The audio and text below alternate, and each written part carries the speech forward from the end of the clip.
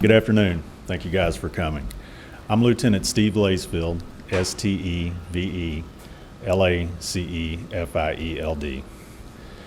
I'm pretty limited as to what I can talk about this as it's an ongoing investigation, but I want to provide you guys a couple of quick updates. Last night, just after 8 p.m., a child was struck by gunfire during a senseless act of violence. This incident spanned approximately 8 miles on 65 North from Outer Loop to Woodbine Street. We know that there were multiple armed parties involved and at least 15 rounds were fired. The victim, a 6-year-old girl, was struck in the back by 1 round. She is out of surgery and in critical but stable condition. We don't yet know the impact that this will have on the rest of her life. Our detectives have worked around the clock, writing multiple search warrants, processing evidence, speaking with witnesses and involved persons. And at this time, we believe that we've identified all involved parties after consulting with the Commonwealth Attorney's Office and federal prosecutors, anticipate bringing closure to this case in the very near future. As a city, we need to grieve for this child and her family, but we should also be angry that there are people in this city who think that this is okay. As a community, we need to take action to stop this pandemic of violence, to realize that the more inoculated we become to it, the worse it will get. It shocks me that after an incident like this, stretching almost 8 miles through the heart of the city, that we've had only a very small handful of witnesses come forward. We can and should do better than that. You have my word that our agency and my unit is committed to using every resource to investigate and prosecute these violent acts. But we need every resident of Louisville to share that commitment with us.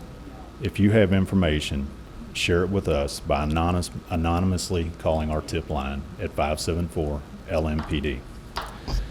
I can take just a handful of questions from you guys. With the 15, you said 15 rounds, can you just speak to the amount of gunfire that is? How many weapons were used, and was it all in the same location at the very end?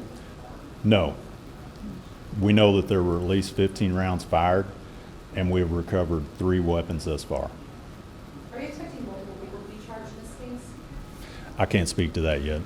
Are you able to say whether gunfire was coming from the car as well, not just the motorcycles? I can't speak on that yet. Has anyone been charged to this point? I'm not going to speak on that yet. Were all the shots fired at the end of University Boulevard, or was it like kind of throughout the 8 mile? We believe that it was throughout.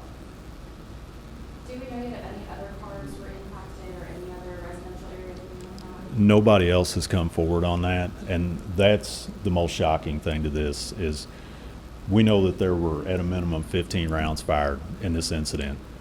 The child was struck 1 time, but that could have been any one of us, any one of our families on the roadway at that time, and that really bothers me, as it should bother all of us. Can you speak to the danger of it again happening on that stretch of highway and then ending near a campus with the businesses in the area? Anywhere misdirected or aimless gunfire, like that puts everybody at risk. If it's in a rural area, bullets can travel a long way and still be fatal. So the fact that this is at a university going down an interstate, like there is a high likelihood of somebody getting hurt or killed doing that. And we're very fortunate, all things considered, that only 1 person was hit. How were you able to track the motorcyclists down so quickly? Because it seems like they were at the scene as well. Through good investigative work, and that's all I can say on it. Couple more. Can you say whether the people in the car and the motorcyclists knew each other ahead of time or whether this was just a random thing? And can you speak to road rage, what you want to do if you're a driver, you're experiencing someone else with road rage, how you should proceed? All right. At this time, I don't believe that they did know each other prior to the incident. If you find yourself in an incident like this or any road rage incident, just break contact. Just do the right thing, break contact regardless of what your ego says, and don't be involved. Do you all know what the relationship was between the driver of the car and the young girl? It was his daughter. Were they the only 2 in that vehicle? No, ma'am. 2 more. But you can't say like if they fired shots back or what led to the gunfire, from your knowledge? Because you've interviewed all of them, right? We have, but I can't say yet. We'll do a follow-up statement on this once we get all the facts together and corroborate all the information that we have thus far. We've been working around the clock since this came out at 8:20 last night. I've got people that are still here in the office working on it, doing interviews and building a case. So I don't want to put out anything that's inaccurate.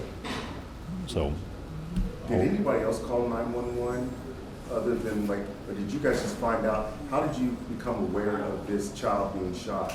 I haven't looked at the CAD notes. I know that the child showed up at Cosair's Hospital. As far as 911 calls, I haven't had a chance or the need to review that yet. I'd say one of the detectives has, but I don't have knowledge on that. Last one. How many times was the car hit? I don't know yet. Well, you said there was 15 shots. Mm-hmm. I did.